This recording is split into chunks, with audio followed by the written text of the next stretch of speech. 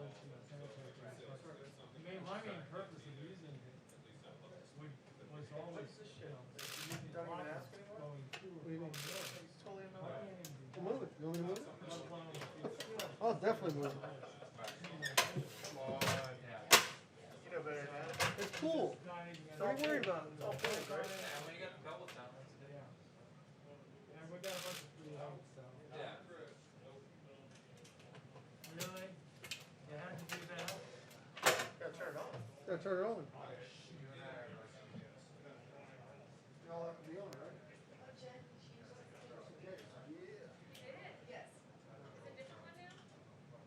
It is. It's an ad.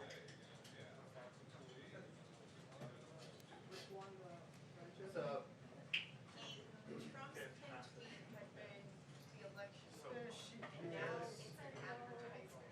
And this had to have happened in the last 30 minutes because we were talking about the. oh, you're not gonna wanna put your chair there. So. Can't do that. Can't do that. Whatever you say. Can't sit there. It's not now. That's 6 feet away from Fox News. That's messed up. How are you? Good thing.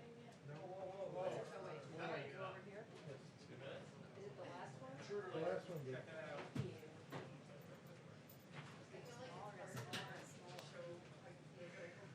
No, I saw it. I saw it. I'm working on my eyes. Yeah, it's hilarious. JD, Yes. is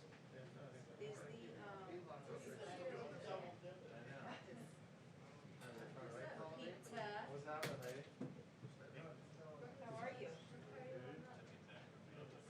Okay, it's just hot. It's ready for a rain. They've been first rain tomorrow below 90 for the first time in a month. That's separate from Totally different. totally different. So there's two then that are really good right now then? Now there's like 4. What are the other two? Moderna, AstraZeneca, Pfizer, and Johnson & Johnson. So I would say just be generic, saying At least there's at least 4 vaccine trials that are going on right now that are good. Well, no, Johnson & Johnson hasn't started human trials yet. They were just in mice. So 3 in human trials? No, there's more than that in human trials, but there's 3 that are looking really good. 3 that are looking promising? Yeah, the AstraZeneca, Pfizer, and Moderna. Alright, I'll write that down. AstraZeneca, Pfizer. The Moderna just went into phase 3. Okay, so the 3 that are looking promising are Moderna, Moderna, AstraZeneca. AstraZeneca, okay, And Pfizer. and Pfizer. There might be one more. I thought Johnson & Johnson was now in human. No, Pfizer is just one. 8 hours ago, so it's. But what's important about the Johnson & Johnson is a single dose confers as much immune response as a double dose. Okay, but if I want to just finish by now, we could say there's 3 that are looking good right now. 3 or more. Okay. 3 or more.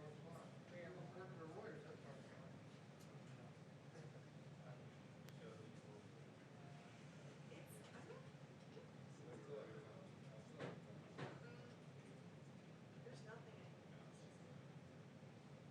So he should be home now. Yeah, we're close to it. Also, why wouldn't you make like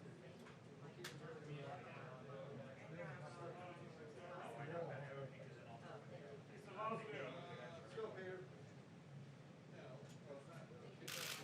Yes.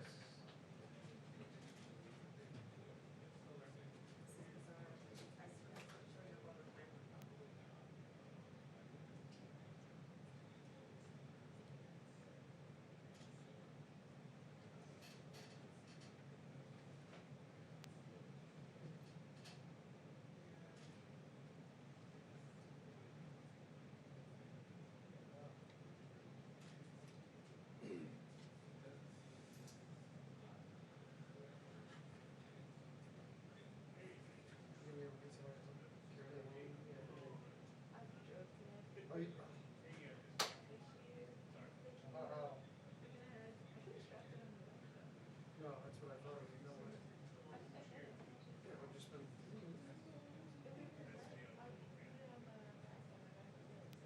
Really? That's a lot of weight. Doug's insurance policy doesn't include mine. Not loud.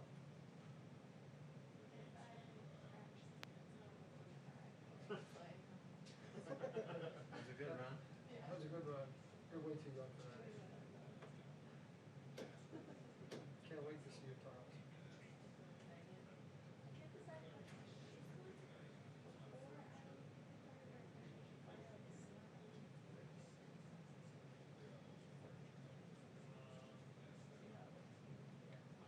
You'll love the detail because that's such a fine. It's not very gritty, so if you put any kind of detail on it. Oh, roll it, yeah. Let it get a little hard, like this is leather, not leather, not leather, yeah. Not water, but you're not putting any water on it anyway, right?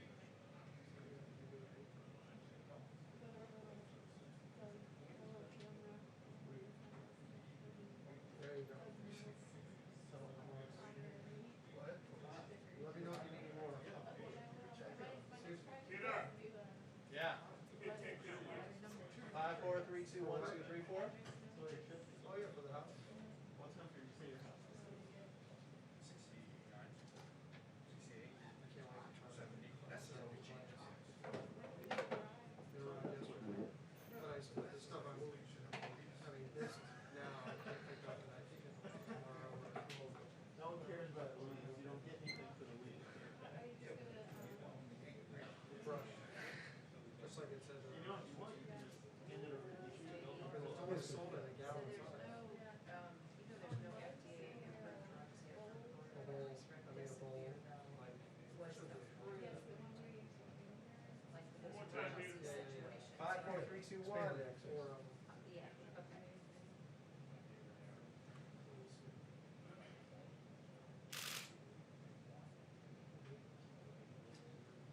One more time, Peter. 5, 4, 3, 2. 1, 2, 3, 4. One.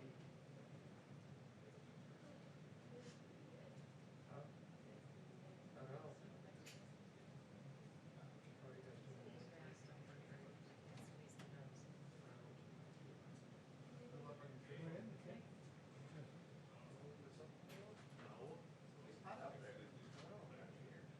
But they are form fitted. I mean, it's lovely.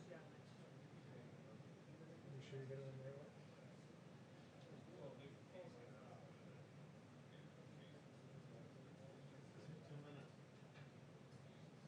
What's up, baby? Oh, that's the. This way, right? Yeah. Is that how you- Isn't that what I had?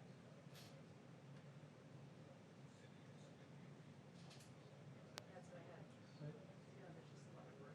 Peter, one more time, please. Well, it's, Yep. it's good 1, because. 2, 3, I mean, most 4, of them are too 5. Yeah. Thank you. Kind of like this long. What money? See? How many salad? How many salad? You know, some of them make you look like George Chavallo. It's like, you know,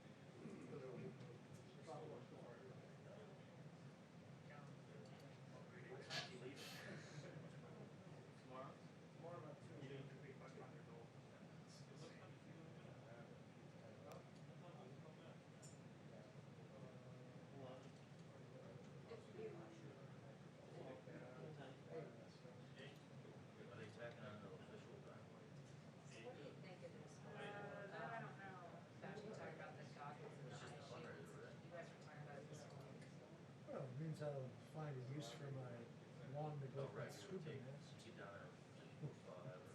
40 years old. 40 years old.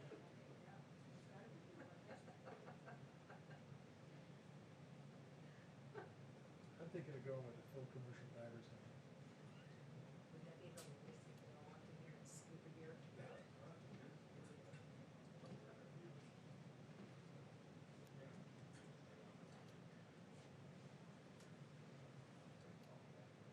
Who's that old show called Diver Dan?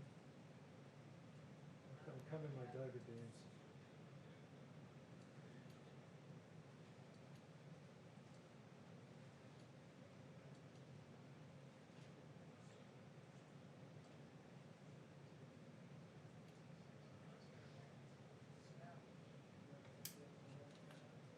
That's a good word you never say, mucosal surfaces. Yes. There's Diver Dan from the old TV show.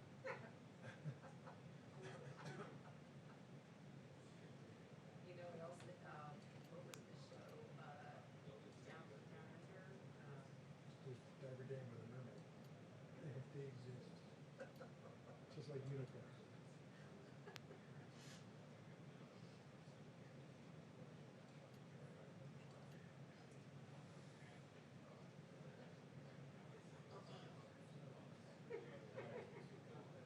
you should show that to, Doug. Doug probably remembers this show. Of course he would. Yeah, remember Diver Dan? That's Look at right. my eyes. Yes. I'm old enough to remember that. I must have been about, I I think must have been that- about 10. I think that would be really good for one of ours speaking. Can you imagine if we all came in dressed like Diver Dan? Big helmet. Protect city, saves his friends and friends over. That's where you'll find Diver Dan. You got me. I didn't even know there was a song. It's senility taking over. Yeah, all you remember are the Yes, that's really right. old memories.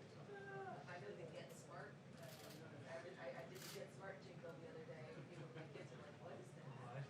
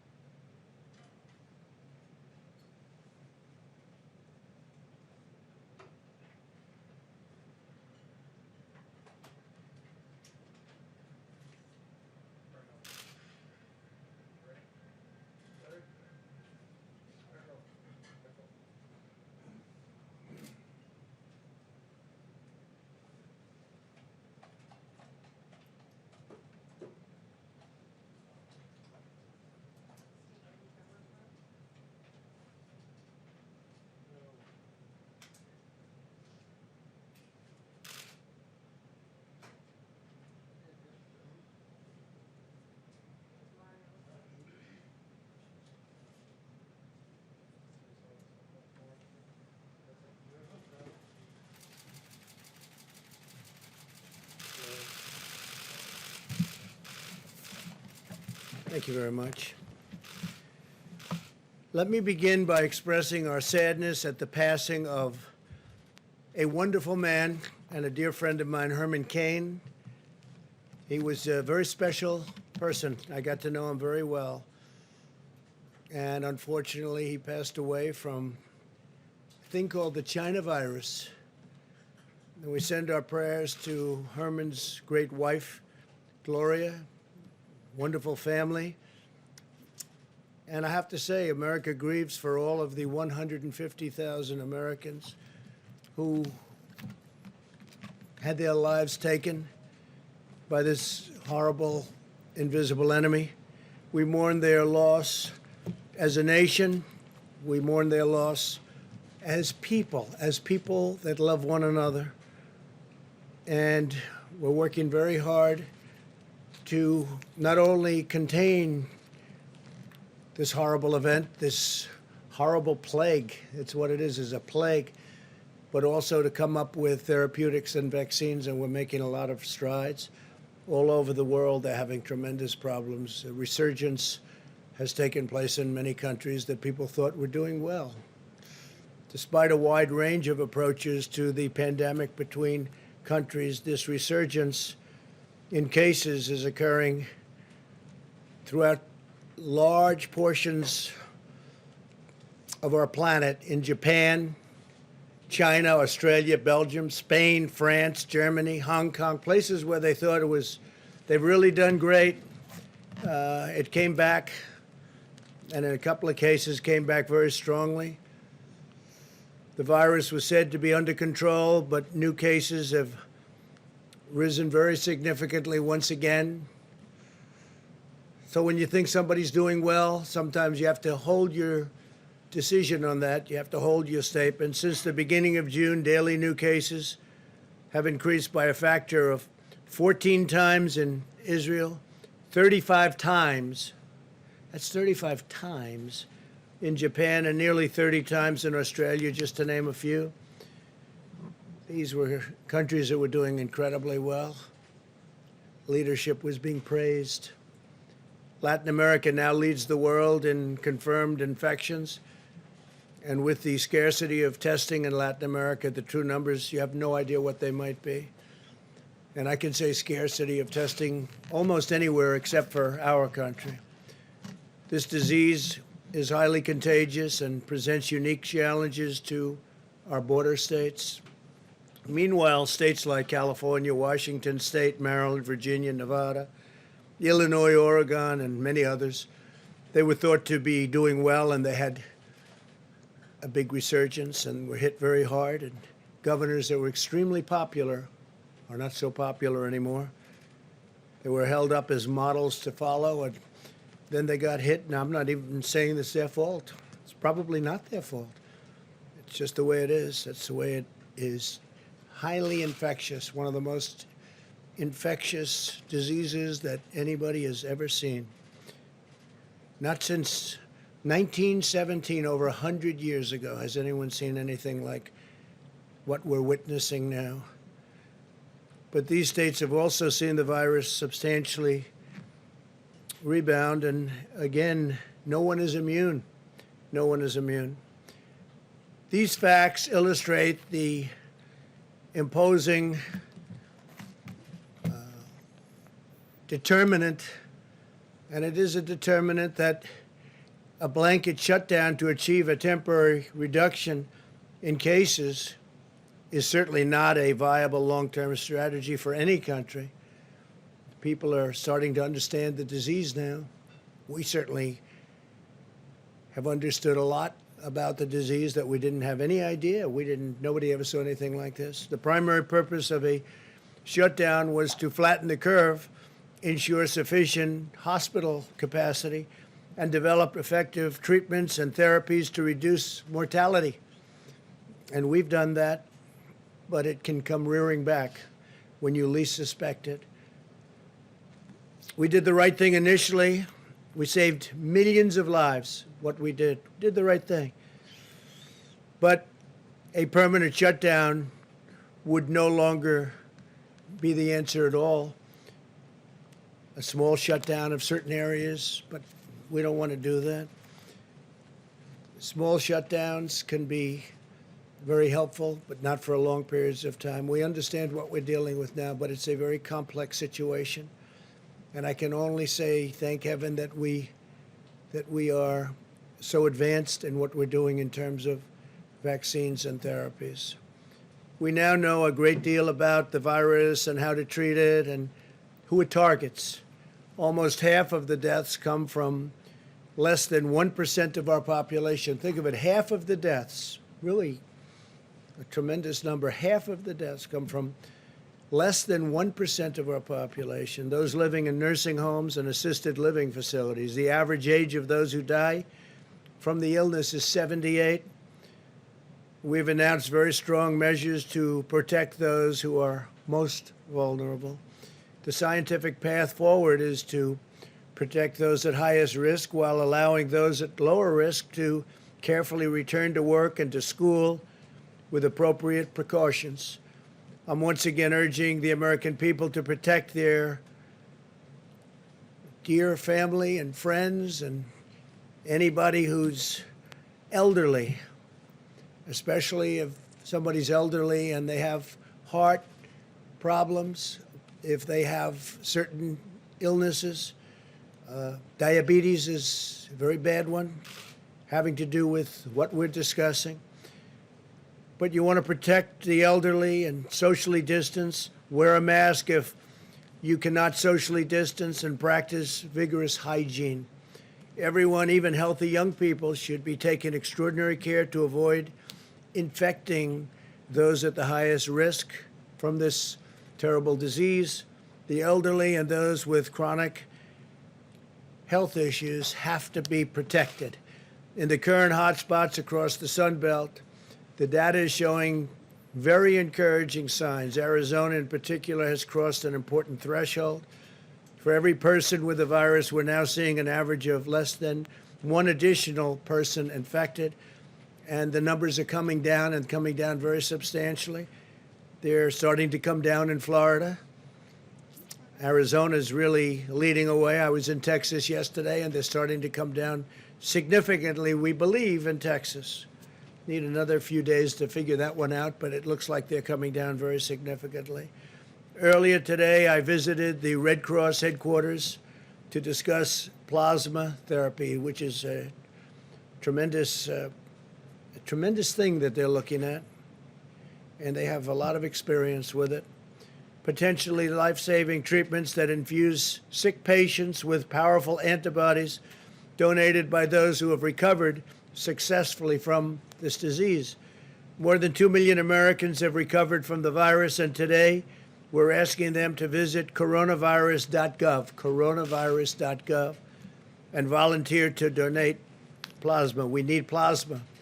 It's something that's been very effective, and we need plasma from those that were infected and successfully recovered, as most people do. Most people do. Plasma is one of the many promising treatments my administration is accelerating. We've secured over 90% of the world's supply of remdesivir, which is terrific, an encouraging antiviral drug that can effectively block replication of the virus. We've also approved the use of the widely available steroid, which has been very successful, dexamethasone, which has shown success even in patients at more advanced stages of the disease. On July 17th, we announced a $450 million agreement with Regeneron to build manufacturing plants and hundreds of thousands of doses of its antibody treatment, which is currently in late-stage clinical trials, moving along very rapidly. That's Regeneron. As a result of such significant strides in treatment, the mortality rate in those over the age of 18 is 85% lower than it was just in April. So in a very short period of time, think of that, just 85% lower than it was in April. It's a big statement. Now I want to provide an update on our efforts to ensure a strong economic comeback, including our negotiations on Capitol Hill, Throughout this crisis, my administration has taken the most aggressive action in history to rescue American workers. We love our American workers. And we've set records on job creation, records, 2 months in a row. We enacted a $3 trillion economic relief package. The Paycheck Protection Program alone saved over 50 million jobs. We delivered $300 billion to direct cash payments to Americans. We approved $500 billion for our hardest hit industries. $500 billion.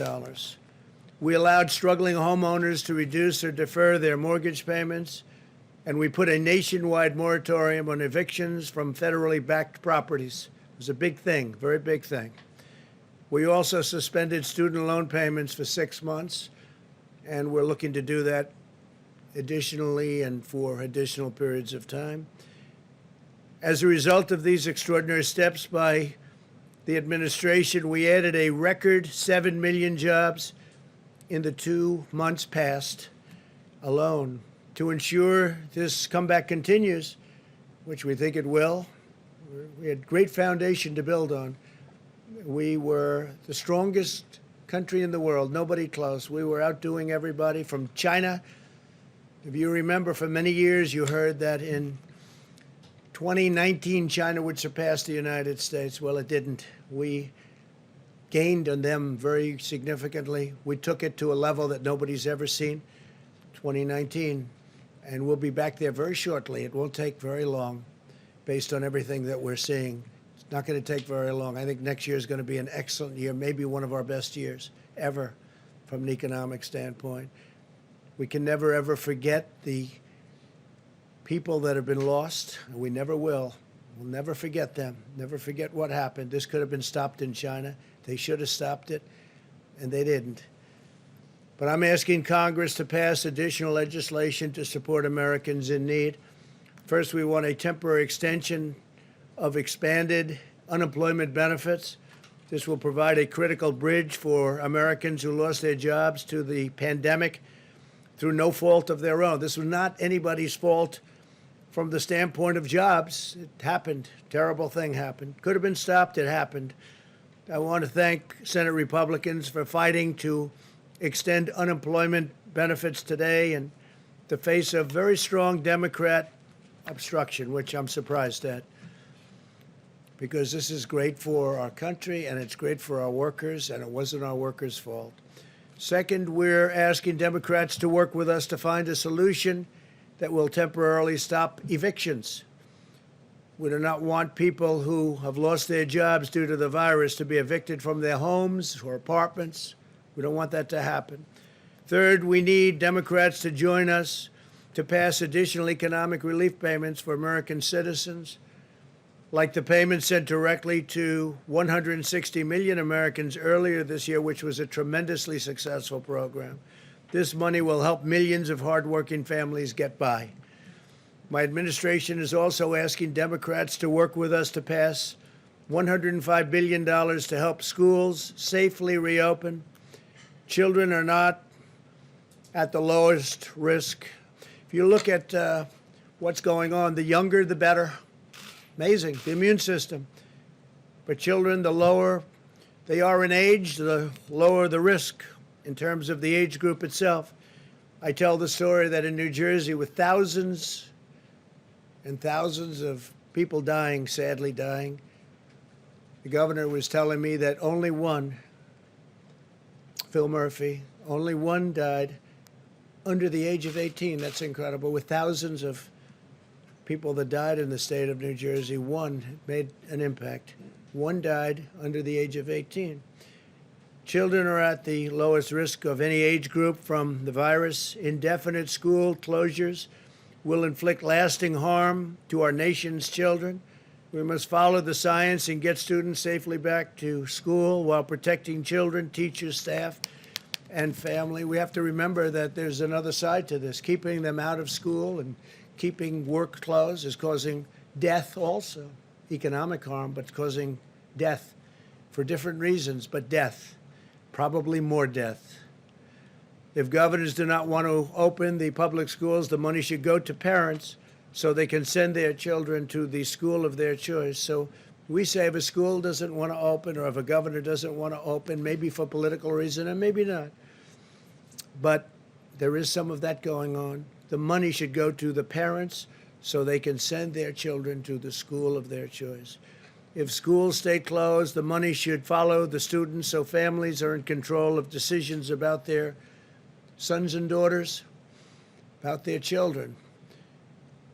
But to pass a bill, Democrats must reject the extreme partisan voices in their party. They have tremendous voices. They're looking at November 3rd. And probably a day later, they'll say, let's open up the country. But the Democrats have to reject the extreme partisan voices in their party so that we can get our country going even quicker than it's going right now. We have a lot opening, and we have a lot of states that you thought were doing pretty poorly from the standpoint of the virus, and they're actually coming back very strong. This pandemic has underscored the importance of economic policies that put American families and workers first. Got elected on the fact that I put America first. For many, many decades, in my opinion, we put America last. If you look at the crazy, horrible, disgraceful trade deals that we've watched for many years destroy our country. NAFTA, we terminated it. We have USMCA now, which is a great deal, and our farmers are doing really well despite the pandemic. But we put America first, America's families first, and America's workers first. But that means bringing jobs and factories back to our shores, reducing unnecessary regulations, and creating new training opportunities for jobs and for the future. We've cut regulations at a level that no president has ever cut regulations. And we've cut taxes more than any president in the history of our country. Americans always rise to the challenge, and we will emerge more resilient, more self-reliant, more independent, and more prosperous than ever before. So I just want to thank you all, and if you'd like, we'll take a few questions. Steve, please. Are you going to launch an effort to try to delay the election, or was that just a trial balloon this morning? Well, what I want to explain to people, but it doesn't need much explanation. I mean, you look at article after article, New York's mail vote disaster. Tens of thousands of mail ballots have been tossed out in this year's primaries. What will happen in November? It's a mess. This is done by Washington Post. Can you believe it? The Washington Post of all papers. Fake news, but in this case, it's not fake. It's true. This is done by the Wall Street Journal. Here's another one. Vote by mail experiment reveals potential problems within postal voting system ahead in the November election. And you see what's happening with so many different places. They're doing even trial runs. They're a disaster. And I don't want to see an election, so many years I've been watching elections, and they say the projected winner or the winner of the election. I don't want to see that take place in a week after November 3rd or a month or, frankly, with litigation and everything else that can happen, years, or you never even know who won the election. You're sending out hundreds of millions of universal mail-in ballots. Hundreds of millions. Where are they going? Who are they being sent to? It's common sense. You don't have to know anything about politics. And the Democrats know this. The Democrats know this, Steve. So I want an election and a result much more than you. I think we're doing very well. We have the same fake polls, but we have real polls. We're doing very well. I just left Texas, and Biden came out against fracking. Well, that means Texas is going to be one of the most unemployed states in our country. That means Oklahoma, North Dakota, New Mexico, going to be a disaster. Ohio, Pennsylvania, disaster, no fracking. I want to have the result of the election. I don't want to be waiting around for weeks and months, and literally, potentially, if you really did it right, years, because you'll never know. These ballots are missing. You saw Patterson, New Jersey. You saw many other instances. There's tremendous litigation on that right now. And That doesn't include absentee. Absentee is different. Absentee, you have to work and you have to send in for applications. You have to go through a whole procedure. Like, for instance, I'm an absentee voter because I can't be in Florida because I'm in Washington. I'm at the White House. So I'll be an absentee voter. We have a lot of absentee voters, and it works. So we're in favor of absentee, but it's much different than millions of people. In California, they're going to send out tens of millions of voting forms. Well, where are they going to go? You read where postmen are in big trouble now. You read where city councils are in big trouble now. Voter fraud all over the ballot. So, no, I want to be standing, hopefully, hand held high, big victory, because we're doing things with our country that I think nobody else could have done. Our country is, despite this pandemic, which is devastating the rest of the world, by the way, devastating. One of the articles that came out was the world's COVID resurgence. This is the Wall Street Journal editorial, the main editorial yesterday in the Wall Street Journal. I don't always agree with them, but they have the world's COVID resurgence, countries hailed as models to see, and then they go, the virus returns at a level like they haven't even seen. We've been giving praise to certain countries, and the virus has now come to them like the first time. But it's a very interesting, and it talks about many countries where everybody was holding them up and saying what a great job they did. Well, it's just one of those things. Didn't work out so well. So we want to have an election. I'd love to see voter ID. But this is the opposite of voter ID. The Democrats love it. The Republicans hate it. We all agree that absentee voting is good. Mail-in ballots will lead to the greatest fraud. You know, we talk about Russia, Russia, Russia for 2.5 years, and then they found nothing, and there was nothing. But they talk Russia, Russia, Russia. They talk China. They talk all of these countries. They say they get involved in our elections. This is easy. You can forge ballots. This is much easier for foreign countries. Go ahead, Steve. But delaying the election is probably a non-starter. And wouldn't you agree with that? I just feel I don't want to delay. I want to have the election. But I also don't want to have to wait for 3 months and then find out that the ballots are all missing and the election doesn't mean anything. That's what's going to happen, Steve. That's common sense. And everyone knows it. Smart people know it. Stupid people may not know it. And some people don't want to talk about it, but they know it. And no, we want to have an election where people actually go in and what's your name? My name is so-and-so. Boom, you signed the book like I've been doing for years. It's very, very unfair to our country. If they do this, our country will be a laughingstock all over the world because everyone knows it doesn't work. How many ballots is he sending in California? Is it 28 million or some massive number? Other states are sending out millions and millions of ballots.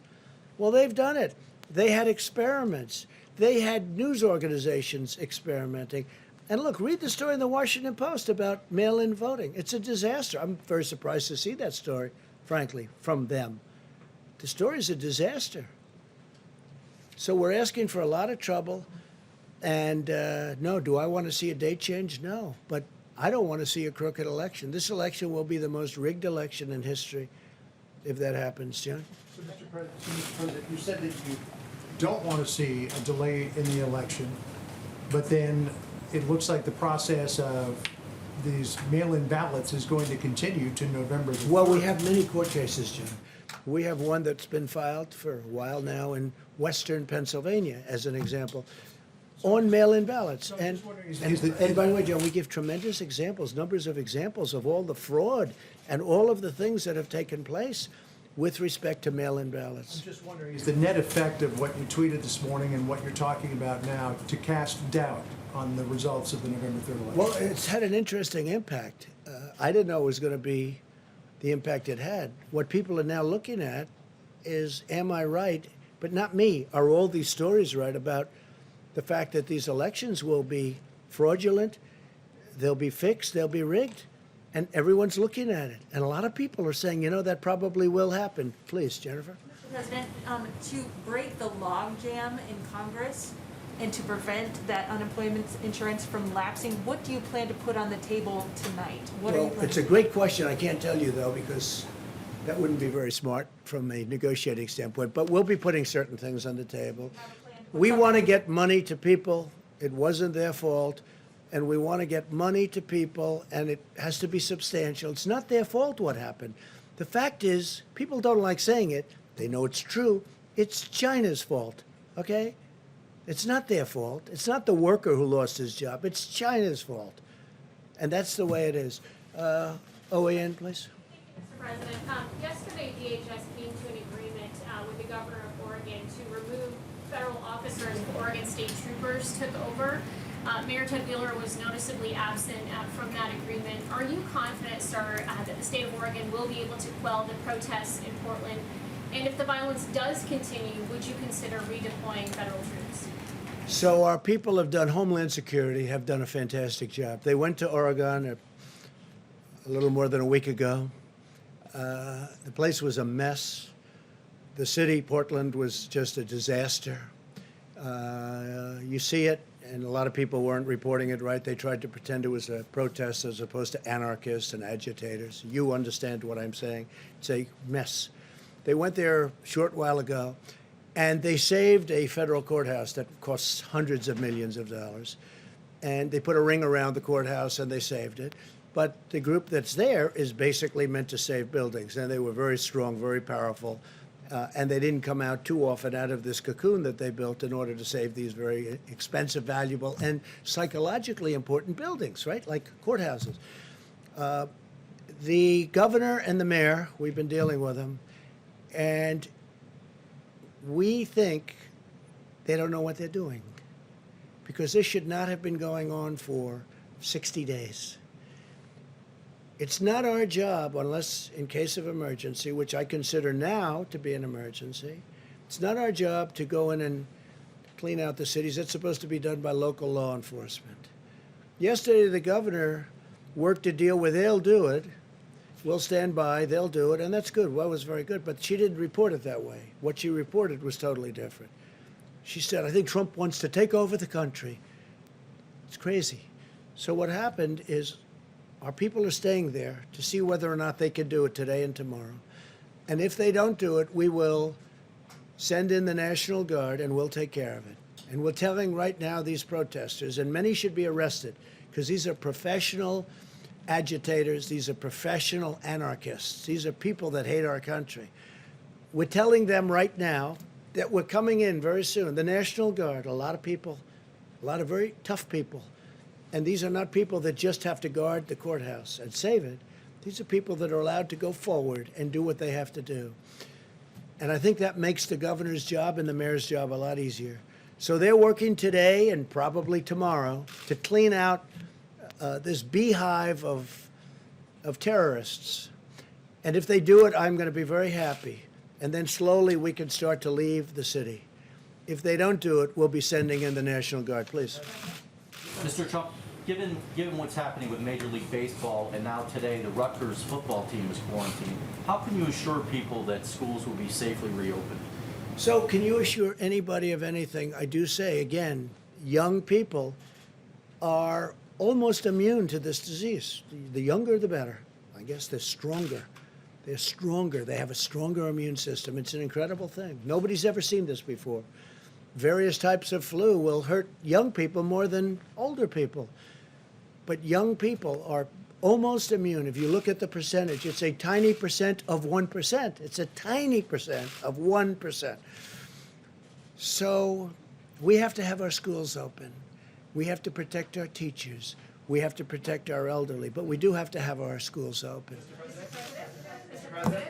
Yeah, please, go ahead. Mr. President, a week ago you said you're in the process of developing a strategy that's going to be very powerful involving the coronavirus. Where is that strategy? Well, I think you're seeing it, and I think you will see it. And one of the things that we've done that we're getting, it hasn't been utilized fully yet, but we're all set to march when it comes to the vaccine. We have great therapeutics that are testing very well, and we have great vaccines from incredible companies, Johnson & Johnson and Pfizer and Merck and all of these great companies, and they're doing very well. And the delivery system is all set. logistically. We have a general that's all he does is deliver things, whether it's soldiers or other items. And I think you're going to see something that's going to be spectacular. The FDA has approved things at a rate that's a tiny fraction of what it would take during another administration, let's say. We are way ahead on vaccines, way ahead on therapeutics, and when we have it, we're all set up with our platforms to deliver them very, very quickly. The vaccines are doing well, the therapeutics are doing well, and we're all set to deliver them as soon as we have them, and that's going to be very soon. Thank you very much. Thank you. One of the other things, why not, you know, delay?